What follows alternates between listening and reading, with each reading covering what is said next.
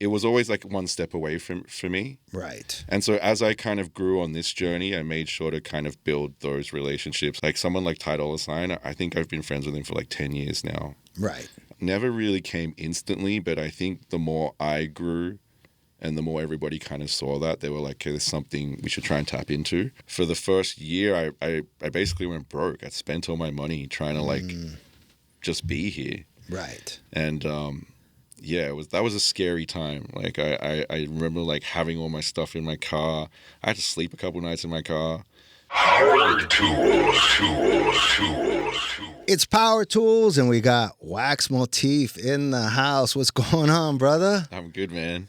Oh man, you are. Let's just start with last year, man. I feel like you found this new energy for like dance music again, man. Not to say that you lost energy, but like the record you like, Give Me Money, Run It Up, Boda, Push It, Choose Violence. Like it was like bam, bam, bam, bam, bam. Like, did you find a new resurgence for dance music again, or is there just a spark of inspiration that happened last year? Yeah, I think for a minute there I was touring so much. I wasn't in the studio a lot, and I was starting to feel burnt out, starting to like just feel like I was running through the paces a bit. Right. And so I took a bit of a break. I sort of just slowed down. I didn't take a break, but I didn't take every single show that came my way. Took the ones I thought that mattered, and I spent more time in the studio, more time just kind of thinking about what I really liked, working on sort of trying to just push the envelope a little more with myself and not just like same old running through the paces. And right. I feel like I just hit a groove at some point where I was like, okay, I'm like starting to have fun again. Like the energy started coming back. You know, just made lifestyle changes, made cut back on drinking, smoking, all that sort of stuff. I got a house, so I got more room, built a new studio. So just, I think life got better. I found that when I was touring a lot, every time I was away, life paused. Right. Like everyone else would keep moving forward, and I would come back and be in the exact same spot as when I left. Right. And plus, when you're touring that much, you come back, it's like the window, like you got like 2 days where you have to yourself, and then you try to produce. I could see that, and you start to get frustrated a little bit. Yeah, exactly. I mean, you come back, you need 1 day to rest, you need 1 day for laundry, and then you need a day before to pack. So you have no time in the middle. And yeah, just focusing on lifestyle changes and like just like improvements of like my own mental health and prioritizing music over like touring and all that other stuff. I think it made a difference. Right. So you basically, you found that inspiration. You found the fun again. Yeah. And I could hear it in the music. Like this last year, that's a good word that you said. You started having fun again. Yeah. Because it can get routine. It could get very routine. It can get very routine, and things start blending into each other. Like people would ask me, like, "What's your favorite show?" or something, and every show just felt like the same at a certain point. Like I couldn't distinguish between them, and I just was like, "Yeah, this isn't good." Like, you know, I should have these core memories of like the best times of my life, and yeah, I don't know. So yeah, I feel much better now. I feel energized. That's awesome, man. I mean, You've had releases on Insomniac, Night Bass, Nervous, Mad Decent, Sweat It Out. Your project with Matroda, the Wax Matroda, that is fucking fire. Your label, Divided Souls, is dope. Let's go back to the beginning of Wax Motif. And when did you discover dance music? When did you fall in love with dance music? What was your entry point? So I think Australia's always had just a very strong dance culture. So from a young age, you're like exposed to it. I think I first started listening to like trance and like those sort of like dance compilation mega mixes we had in Australia. They were called Wild FM. Right. And like every year they would put one out. And I started getting into them at like 15 or 16. And then from there, I had a bunch of buddies at high school that were in the year older than me, and they were all going to a rave one night that was in the neighborhood I lived in. And I was like, all right, I'm tagging along. And I went, and after that, it changed everything. I was like, this is so much fun. Like, I just want to do this. I didn't know I wanted to do this, but I was like, I like this culture. Right. This feels like it's for me. And then from there, I would just go to raves every time I could. So there was rave cultures back then in Australia. Yeah. Wow. Like underground ones, but also like ticketed ones. Like I remember going to one that was at like, I guess the equivalent of like Six Flags in America. It's called it was called Wonderland, and it was at the theme park was like Wonderland, and it was crazy. You could like ride rides all night and like go see DJs, and it was cool. What DJs were you vibing with back then? Like, what was the first DJ you gravitated to? Like, oh, I'm really vibing with this DJ. I barely remember, because at the time I wasn't so much into the DJs necessarily. It was more like the music and the scene. I think the first time the culture. Yeah. I think the first time I really started paying attention to DJs was when I started going to like nightclubs. So from 16 to 18 was just high school and raves on the whatever weekends and whatever. Like wasn't really focused on that. And then when you turn 18, you can start going to nightclubs and bars. And that's when, during that era, it was like Chemical Brothers, Stanton Warriors, Plump DJs, like Breakbeats was really big, Crafty Cuts, Z-Trip, all those sort of dudes. And that's when I started getting really into like the DJ side of it, and not just as like a attendant. Like, and a lot of those artists that you mentioned they're using breakbeats. There was a hip-hop element to it. Yeah. So maybe that's why you kind of gravitated to that. I'd always been into hip hop, actually. Like that was probably the first music genre I really was into, like G Unit and like Tupac, Biggie, all that stuff. And at the same time, I sort of started discovering like Daft Punk and things like that. Right. But Daft Punk never toured or anything. They never, They weren't coming to Sydney. I did see them though. They came to Australia. Oh, they did? In I forget what year, and they did the Pyramid Tour. Right. Yeah. And I remember going to like a stadium to see that show, and I remember being in like the nosebleed sections with all my homies watching Daft Punk, and it was amazing. So that's dope. So when you first started producing, you were producing hip hop beats at the very beginning, right? I think the first couple of things was like you get Fruity Loops, like you download a cracked version of Fruity Loops, and you start making beats. And I think we made a hip hop song for my friend's birthday, and we rapped on it and stuff. It's so embarrassing, but that was probably the first thing I did. And then And then how did you not graduate, but move on to like producing house music? So around the time I'd really gotten into DJs and stuff, I guess I realized pretty early on that that was around the time CDJs had come in, and everything was kind of changing in the DJ landscape. It wasn't like I'd sort of like grown up with the dudes that were like carrying vinyls. I just started DJing, was like buying vinyls all the time, but everything was changing around me. Like CDJs were coming in, the guys were coming in with their CD wallets with like 10,000 songs on one little folder, and I was still like with the dudes that were like, oh, you got to go to the record store, you got to flick, you got to $20 a record. What does flick mean? Oh, just like flicking through the crates and stuff. Okay. Like you gotta flick. You gotta go through them, and that's when I kind of saw like, oh, okay, so I maybe need to think like the next step ahead now, instead of just like maybe I should transition to CDJs. I was like, I need to transition to the guy that like they're playing on the CDJs. Right. And I think I just like booked like one of those little Ableton courses or whatever to try and like learn a few things, and from there I just kind of went off. I mean, that course was good, but it wasn't like but it got you started. I think it got me understanding like what engineering is, and like what this is, and what that is, like the faders on the channel, what they do, and just the basic stuff. And is that when you, after that course, were you like, this is what I want to do with my life, or you're still trying to figure it out? Did you like, at that point, I want to be an artist, I want to do this? At that point, I just graduated college, and I didn't want to get a real job. Right. That was really it. Right. Yeah, nobody does.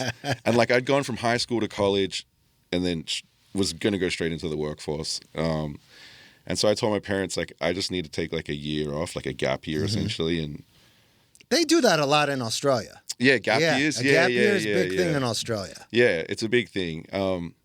My parents are very traditional Chinese though, so They obviously weren't that stoked at first, but I was like, okay, if I can like sort of make it work, start earning some money, start paying my rent. At that time as well, I started DJing at home and I'd made so much noise, every one of my neighbors hated me. Right. Always complained to my parents, and that was making life difficult for my parents.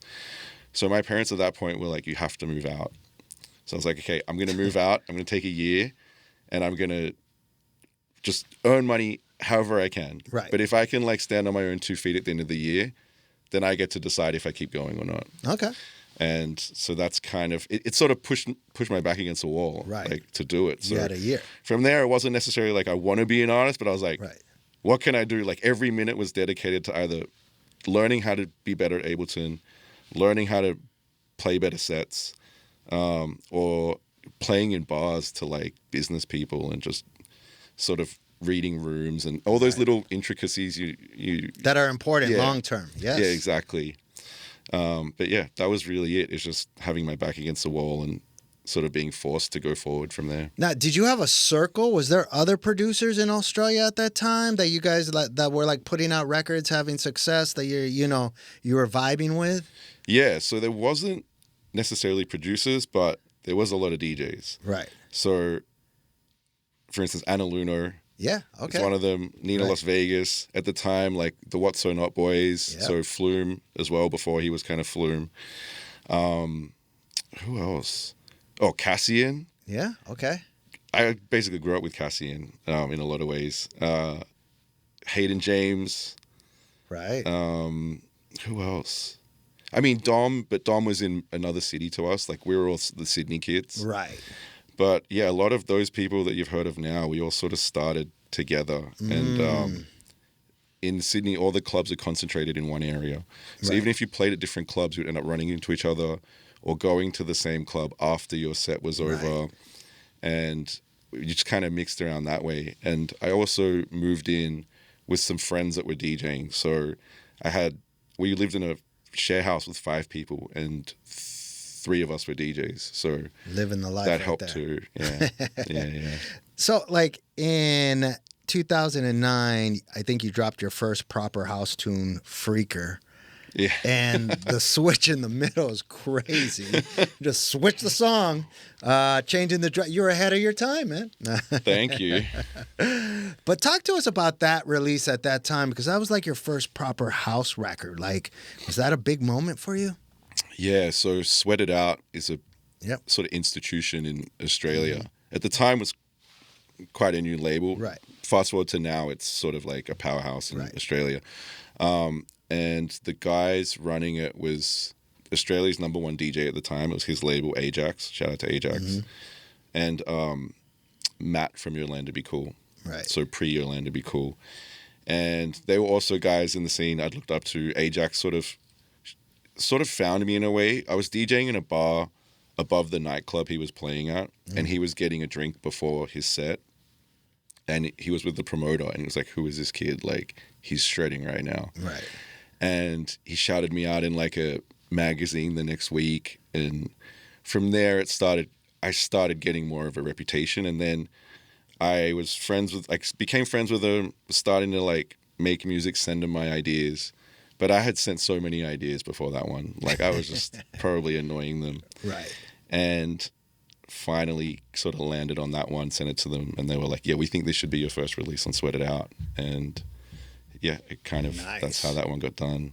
Now, when I discovered, like, the first Wax Motif song I played was Go Deep, which I think you dropped in 2012. And I feel like everybody was talking about your name on that record. Yeah. Like, oh, there's this record by, Wax Motif. That was an important song in your journey as well, right? Yeah. That one was, I think, the first time anyone outside of Australia started paying attention to me. So I remember Skrillex was playing at Diplo, A-Trak, all the dudes I was like dreaming to like be around. Right. That had to be crazy, right? You're sitting in Australia and you're finding out all these like, bigger DJs are playing it around the world. Yeah, that was crazy. And because it was on Fatboy Slim's label as well. So at the time for me, Fatboy Slim was like a god. Yeah.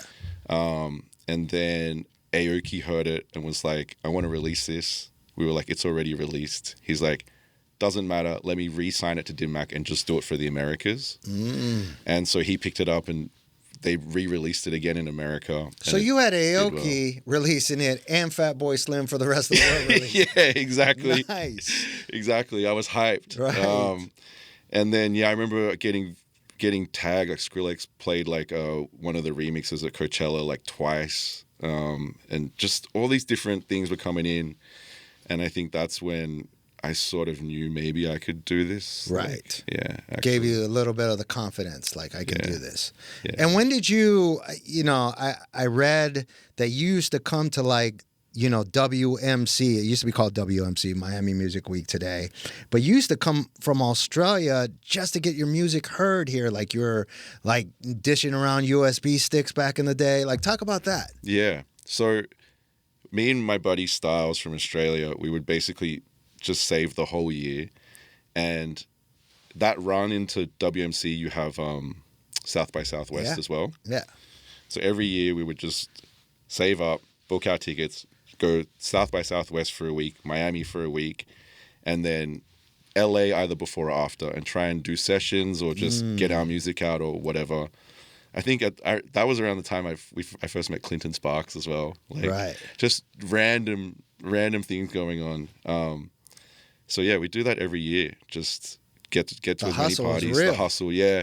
It's funny because that's how we started in Australia. I feel like that's how we got our music out initially. We would go to clubs with our CDs, give them to promoters. So it just felt like an extension of that. Really, it didn't seem weird. Yeah. And how did you get into, like, you're one of the few house producers that also have huge hip hop credits. How did that journey happen? Like, how did that enter into what you were doing after doing house music and becoming successful? So I'm lucky in a sense where I have a group of friends that didn't go into solo DJing dance production. They went into actual production for artists. So my boy Styles Fuego is one of them. He, like, right now he did what's that Troye Sivan one, that really big song? Do you know it? He does like all the Troye Sivan stuff, blah blah. But we had started at the same time, and he went into that road. And it was always on my mind, like, I would love to go produce for people and do that. But it wasn't, it was always like one step away for me. Right. And so as I kind of grew on this journey, I made sure to kind of build those relationships and build those friendships. And like someone like Ty Dolla $ign, I think I've been friends with him for like 10 years now. Right. And it never really came instantly, but I think the more I grew, and the more everybody kind of saw that, they were like, okay, there's something we should try and tap into. And really, I'd say maybe like the last 5 years, 6 years is where the production stuff really started to fly. Like I had credits, but it wasn't on anything major or anything that hit in a big way. And then slowly but surely it just started. I had more beats to send too. Right. Like I just built up a huge catalog of beats to pitch. So anytime an artist hits me up, I'm ready. Because I remember the first time I got asked to do a session was with Dua Lipa, and I was not ready for that side of things yet. Like I didn't know. I got a story like that what too. to do. Yeah, I was so unprepared. And after that one session, I was like, I will never be that unprepared again.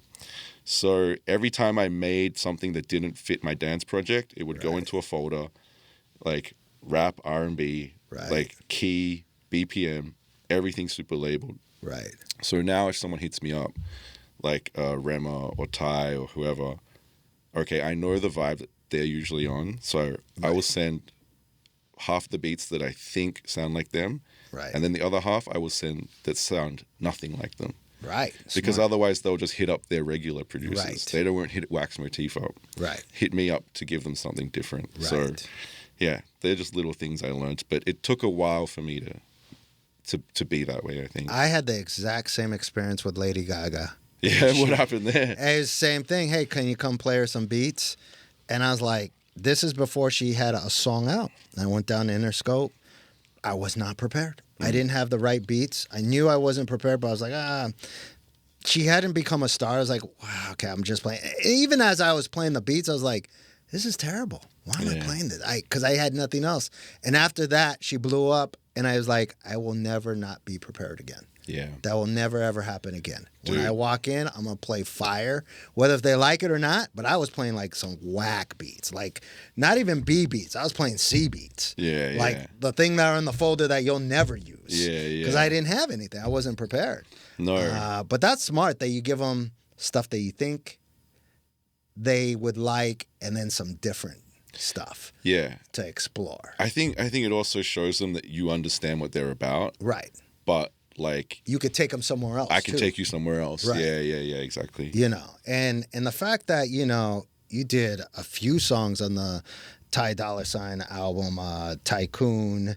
I think that went #1 in like 80 different countries. That's amazing, man. That's got to really like open up your palette. So my question is, how do you approach, I guess, working on hip hop beats or working on house beats? Can you interact in the same day? Or is it like this next month I'm just doing hip hop beats and then I'm back to dance? Like, how's your approach for that? I try to not have so much of a plan when I go to the studio. Like I think every time I try to make something sound like something, it never comes out right.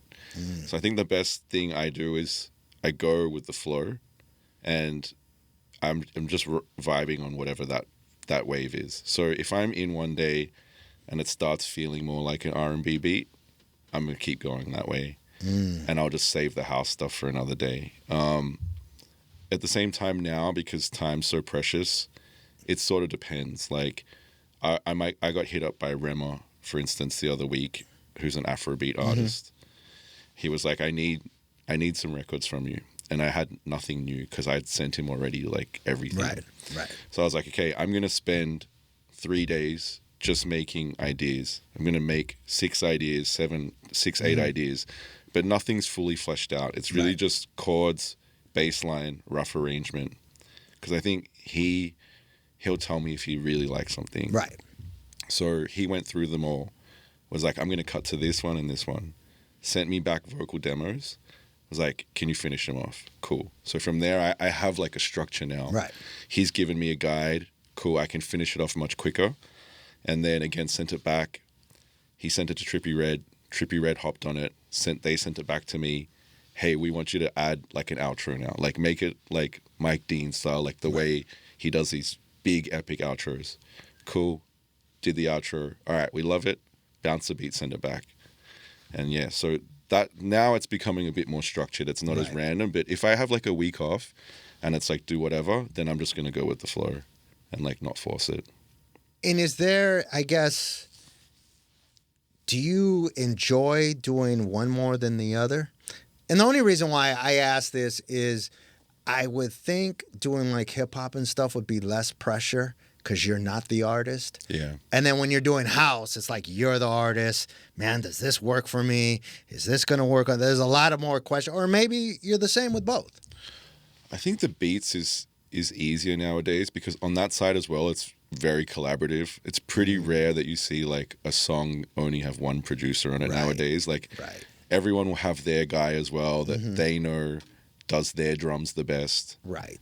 You do your bit the best. Like, and you're right, because it's for an artist, it's a lot less pressure. And I think a lot of times you also got to understand that the songs, 80% of the songs don't come out. Right? Like, you'll do these songs and like they'll just never see the light of day, even if they get cut all the way. So you just kind of learn to let go a little bit and whatever. And then I think it's like what you said on your artist side, you are like microscoping every detail. Like, is the snare right? Is this too loud? Is this So I definitely feel more pressure working on my artist stuff. And I think as well that was part of the phase I was in where I just wasn't feeling it. I was maybe putting too much pressure on it. And it was sort of like you're like, oh, you always want to do better than your last song. And and maybe you do one, it doesn't get as many streams, and then that sort of starts getting in your head. And I also think I've learned to let that go a little bit as well, and nothing has to be perfect. And someone made a quote to me and was like, songs don't get finished, they just get surrendered. And I was like, yo, that's so true. Because It if is you're the true. producer, you could Right. go forever. Forever. So at some point, you got to just learn to let it go, and like, you can make another song. And that people don't remember your bad songs necessarily. They'll just focus on the good ones. So that's a good point. They remember the biggest ones. They don't Yeah. remember the other or their favorite ones, which again sometimes it's different than the biggest ones. Yeah, exactly. So you're always, but you're right. We put a lot of pressure on finishing. My motto is, do I have any more problems with a song? Like if I've worked out all the problems, then I let the rest of the world decide if they like it or not. But I like, because you're right. You can be there forever. And nobody cares if the hi-hat's a half a dB louder. They can't even tell. No, but for you, it's like it made the difference. Yeah. I think two things helped with me as well. Is one, like the girlfriend test or the friend test. Right. The person that isn't like an audio professional. Right. See how they feel about it. Your mom even, whatever. Because they're not overanalyzing. They just say, I like it or I don't like it. Yeah, exactly. And two, I like being able to play it out. Like, does it fit your sets? Which I'm fortunate that I have shows I can do that. Not every producer has that. But I'm really conscious now, like, if I'm not putting this in my set, then something's wrong. Like, so I just want to make sure. So that's a big point. Or if you played it, it didn't get the reaction that you want, you can either go in and tweak it or shelve it. Yeah, exactly. But I think those things give you a good gauge. Yeah. Do you have a group besides the girlfriend and the friend that's not an engineer? Do you also send it to feedback amongst other peers? Yeah, I just finished. Did you just get their test on it? Yeah. I think the good thing with my friends, like, I mean, I'll send stuff to like Lake, Chris Lorenzo, AC. If those peers of mine don't hit back, I know it's not there. So they don't have to. It's them not hitting back. I don't need. Right. I don't need you to tell me, because a lot of people will be like, "Did you listen to it? What do you think?" But like, I'm like that too. Like, if I hear something and I love it, you'll know. Right. So that's kind of my barometer. It's like, I'll just send it simple text. Sometimes don't say anything at all. Right. And if they hit back, cool. If they don't, cool. But sometimes they're also just busy and they don't hear it, right? So that's not my be or end all, but I try to not put too much pressure on it, because I feel like if you hear something you love, you will say that. Yeah, 100%. Right? And if you got to force a reaction out of them, then it's probably not genuine or it's not. Yeah. Right. Yeah. And speaking of that, like those peers right there, I mean, you've been supported early on by a lot of heavy hitters. Who's like early support in your career, in the early part of your career, meant the most to you personally?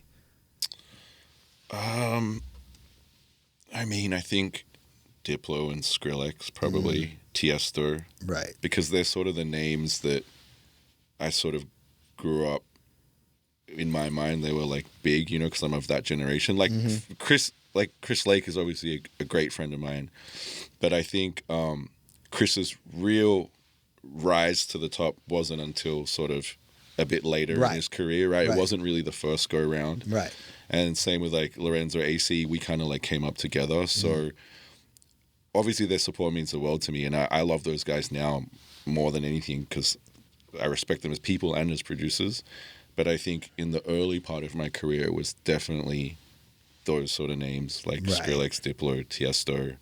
I mean, Aoki even, but I think, Diplo sort of signing one of my early EPs gave me a lot of room to come to America and grow. A lot of people had started hearing my name, and obviously the Skrillex Go Deep support and Aoki support. Like, I did an EP on Dim Mak very early on too. And those are the reasons I think people initially started, agents would start coming, promoters, bookers, other labels. Right. Those guys had the clout then, and yeah. And was that very instrumental on getting you to move from Australia to Los Angeles? Was that part of the leap? And how nervous were you when you did that move?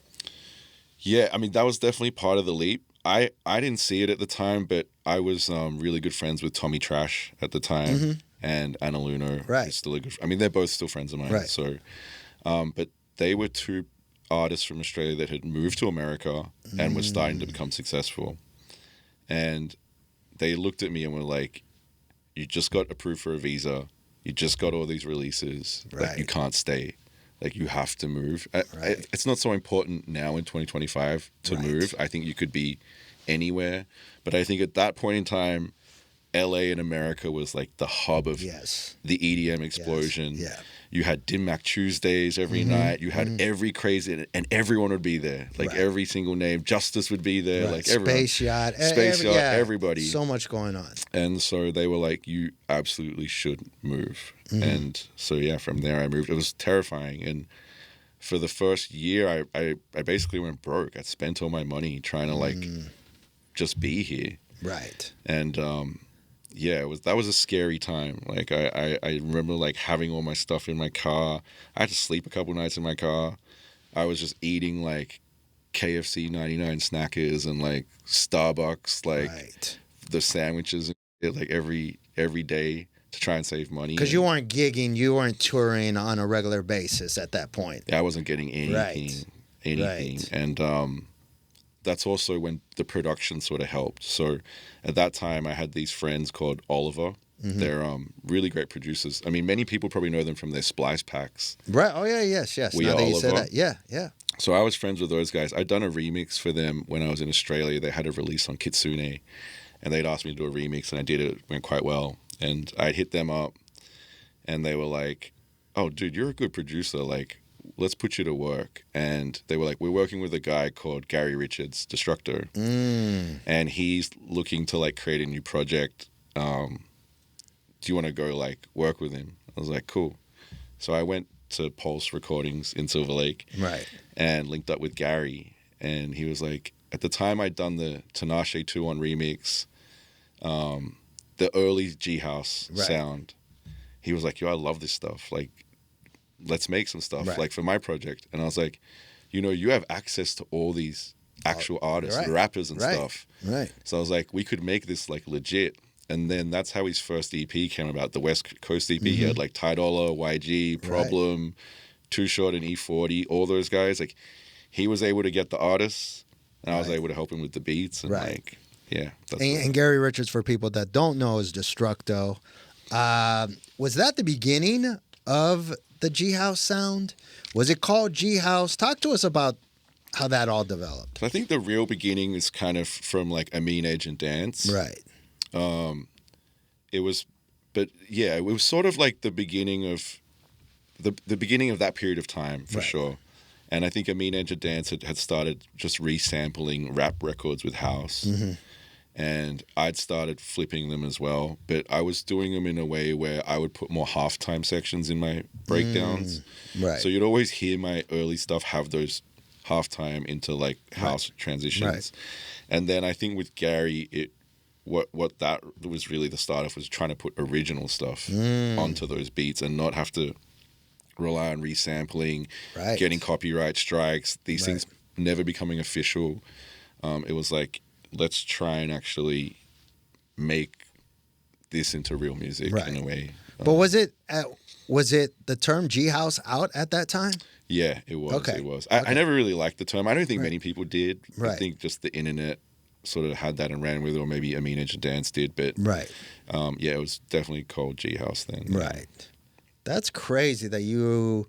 So was that, I guess, and I don't, maybe you know the answer, was that the first time hip hop artists did original vocals over a dance record?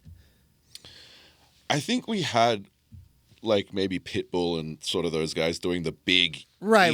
stuff. That's more pop. But I'm talking, yeah. I think maybe it's the first time that like that lane of rappers and R&B artists really tried or heard like deep house or actual house stuff. Right. Not that our thing is the most traditional house ever, but yeah, I think it was the first attempt at really trying to bring that world and not in a pop like Pitbull EDM sense or even like Lady Gaga's dance music, right? Like, but yeah, I think that was probably. That's crazy, man.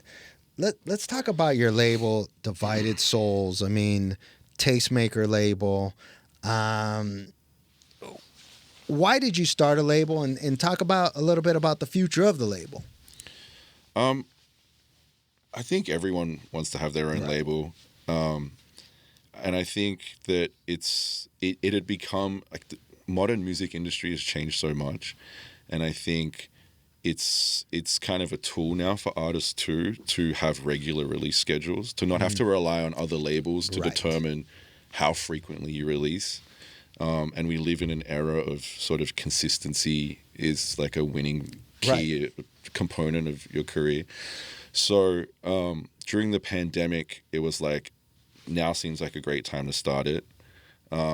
We have a lot of time on our hands. I can listen to some demos. Yeah, listen to some demos and try help some other artists. And just for me personally as well, like, again, I was getting caught up in other labels' release schedules, waiting to hear back on a demo. Right. Okay, our next date now is 6 months out once they agree. Right. And then now you're planning for things 6 months out with other people that have calendars 6 months out. And yeah, like I said, everything has changed in the modern society where previously I think being independent, self-released was almost like a negative thing. Right. Now it's a positive. And I think now it's one of the most positive things you can have, especially in the broader music space with, like, I think it was like Chance the Rapper and these guys that became very proud of Russ. I think Russ is one of the ones for me that sticks out, that has great success at being independent. And I think that's translated to the dance world, especially because we are on a different scale of music and we can operate and pivot a lot quicker and a lot more fluidly than traditional music. So yeah, it's become a key component of my career, but also it's a great way to sort of expose new talent to the world. And I think right now there is so much undiscovered talent. Right. So, and it's good to just help the homies. I like working with my friends, to be honest. In music, like making music, and in the label. Right. The people that I like to prioritize the most, I feel like my friends, or the ones that I see helping me and like do what I do. Right. It's my way of like helping back. Right. So, yeah. And what's the future of Divided Souls? Like, I mean, most of your releases, I wouldn't say most, I would say 50% of the releases you are on with collabs and stuff. Yeah. But you're still signing other artists' stuff. Yeah. Yeah, as a release. So I mean, right now I think we have 5 releases slated already for this year. We get, I couldn't even tell you, maybe like 200 demos a week. Right. And I'm sure it's not just us. Like, I'm not saying that like we're the best label. Right. Everybody is getting that amount of demos. Yeah. So it's very hard to cater to everybody. Like, I hear a lot of tracks I love that we just don't have the room for, and I need to decide, is this good enough, and is this person maybe like enough of a priority, because we have artists that I also want to work with long term. Right. I don't want to sign anybody to deals because I don't believe in that. Like, let's just, if you f with me and I f with you, everything's good, right? 100%. The contract is for when things go bad. Right. So there are certain people that I've worked long term with, like Duos is one of them, who's now, I think, finding really good success. Shahay's another one, Cave Studio.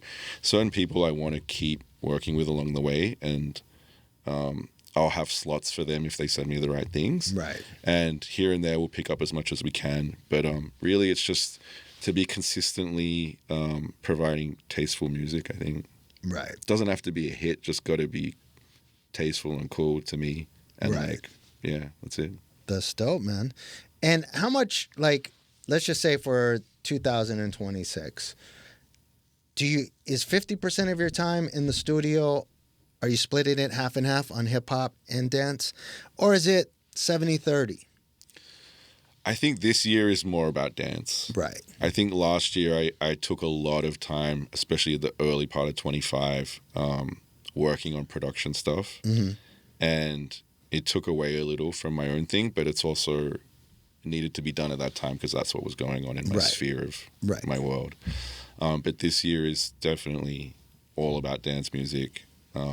Occasional production here and there, so I'd say maybe like 70-30 towards dance. Right. But I'm going to be back on the road a lot more this year as well, so time's going to be short. Finished my next album, House of Wax 2, which is all dance music. So okay, when's that dropping? We are aiming for March, but okay. You know how timelines get. And I think really as well, content is an important part of music strategy now. So the music is done and mastered, but now it's just getting the features to come and like film a video or like make some content together. And talk to us about how important the content is when you're dropping like an album or a big project. I mean, I think it's I mean, I don't want to like devalue the music, obviously, but I would say the content part is at least 50%. Like it's just I think it's just as important. It's not to say that one takes more precedence over the other, but they're equally as important because that's how people discover your music. I mean, there's various ways without it, like obviously Spotify algorithmic playlists and things like that. But for the most part, we live in an attention economy. Right. And you have 5 seconds sometimes to get someone's attention, to stay, realize there's a song, click on the Spotify link. And I think it's super important in that sense, but I don't think it's everything. I think good music is still number one, but if you want that good music heard, you should care about making content or some kind of strategy to get it out. It's like marketing. It's general marketing, like the same way McDonald's or Coca-Cola or anyone markets their product. We now are we've been thrown into that game. So when you guys have a stack of like, okay, we got to do these videos, we got to wait for the artist to come in town to shoot them. Like you want to make sure you have your content folder done before the release, right? So that can shift the release. It's something that I'm doing for this album. It's maybe not something we've done in the past. It's maybe been a bit more run and gun in the past because whatever. But I think, because I haven't done an album since 23.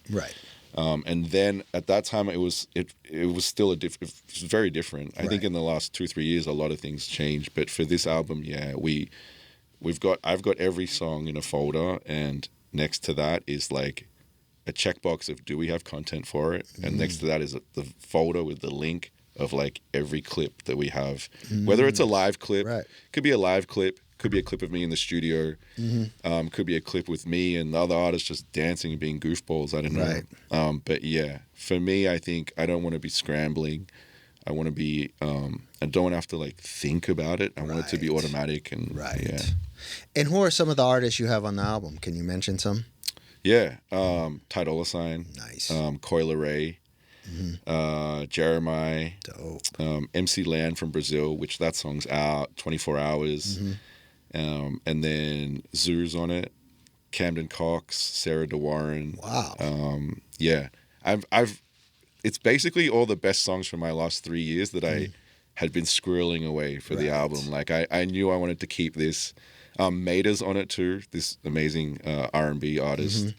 And I've had that song for a minute and I was like, I can't just put this out as a single. Like this is like an album song for my next album. So yeah, I've been sort of working on this for a while to get these features and just the way I want it. Oh, Jozzy's on it too. I love Jozzy. Nice. She wrote Old Town Road and she's on Fred Again's album. Yeah.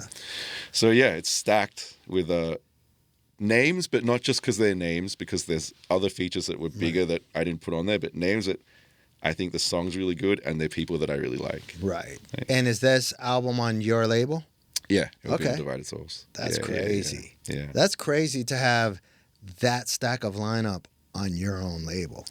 Yeah. That's dope. I'm geeked actually. Yeah. So yeah, I'm very excited and yeah, I don't know. All right. Well, when you drop the album, you got to come back. We got to go through the album. We got to do a deep dive on the album. I'm excited about that, man. Thank you. That's dope. I think we sent you a few songs for today, even. Yeah.